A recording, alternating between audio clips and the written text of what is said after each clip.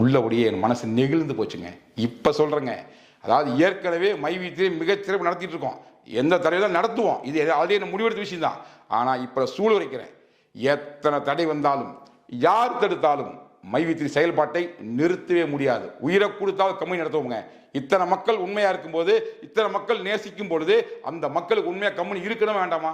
So இப்போ சொல்றேன், ஏற்கனவே கம்பெனி உண்மையாக தான் இருக்குது, இருக்கும். இருந்தாலும் இந்த நிகழ்வை பார்த்ததுக்கு பின்னால் என்னுள் வந்த எழுச்சி என்ன அப்படின்னா, எத்தனை தடை வந்தாலும் உயிரை கொடுத்தாவது மைவித்திரியை காப்பாற்றுவோம், மைவித்திரி நடக்கும், நம்பிக்கை செய்விடுங்கள். மைவித்திரியில் யார் வந்தாலும் அவங்க வாழ்க்கை சிறப்பாக இருக்கும்.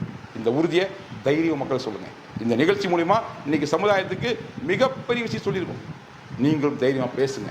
ஸோ நிச்சயமாக மைவித்திரி மக்கள் என்பதை மக்கள் நிரூபிச்சுக்கிறாங்க. நம்ம சொன்னது மட்டும் இல்லை, மக்கள் நிரூபிச்சுக்கிறாங்க. அங்கே வந்த மக்களுக்கு மீண்டும் ஒரு முறை வணக்கம்.